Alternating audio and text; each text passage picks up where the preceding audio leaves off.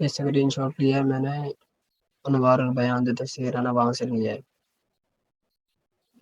قرآن مجید میں آیت ہے هو الذی جعل الشمس ضیاء والقمر نورا، تو اس کے اندر بتایا گیا ہے نا کہ جو سورج کی روشنی ہے اس کو ضیاء سے تعبیر کیا گیا ہے۔ تو ضیاء کا مطلب ہے جو اپنی ذات کے اعتبار سے روشنی ہوتی ہے، قوی روشنی ہوتی ہے، اور قمر کے ساتھ نور کا لفظ استعمال کیا گیا ہے۔ مطلب یہ ہے کہ نور جو روشنی ہے وہ کسی اور سے ماخوذ ہوتی ہے اور وہ روشنی ضعیف ہوتی ہے۔ تو یہ سوال ہے صرف سمجھنے کے لیے میں نے کیا ہے، باقی اعتراض کرنے کے لیے نہیں کیا۔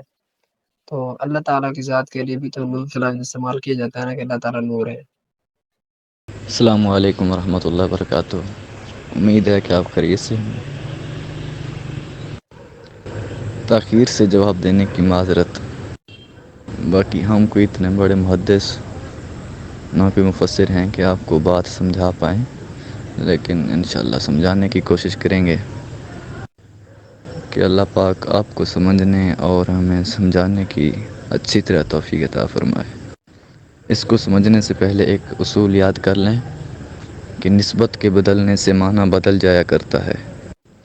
جیسے لفظ صلاۃ ہے، اس کی نسبت رب کی طرف کی جائے تو معنی بدل جاتا ہے، اگر اسی صلاۃ کی نسبت فرشتوں کی طرف کی جائے تو پھر معنی اور ہوتا ہے، اگر صلاۃ کی نسبت بندوں کی طرف کی جائے تو معنی اور ہوتا ہے، جس سے آپ بخوبی واقف ہیں۔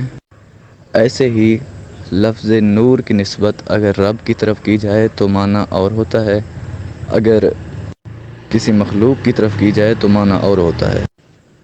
جیسے لفظ نور کی نسبت اگر چاند کی طرف کی جائے تو معنی ہوگا دوسرے سے یا کسی اور سے روشنی حاصل کرنے والا، اگر اسی لفظ نور کی نسبت اللہ تعالیٰ کی طرف کی جائے تو معنی ہوگا دوسروں کو روشنی عطا کرنے والا۔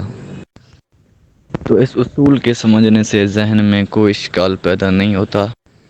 باقی اشکال تبھی پیدا ہوتا ہے جب کوئی بندہ اللہ نور السماوات والارض کا ترجمہ کرے کہ اللہ زمین و آسمان کا نور ہے، حالانکہ اگر اسی لفظ نور کا معنی لغوی معنی یعنی روشنی کیا جائے کہ اللہ زمین اور آسمان کی روشنی ہے، تو پھر بھی معنی کسی حد تک یہ ترجمہ صحیح تو ہو جاتا ہے، لیکن اس کا جو اصل ترجمہ کیا جاتا ہے وہ یہ ہے کہ اللہ زمین اور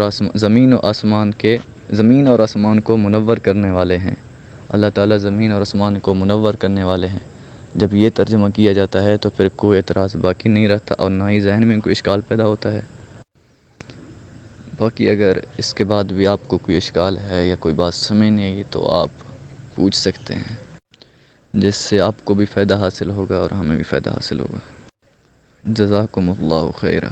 السلام علیکم ورحمۃ اللہ۔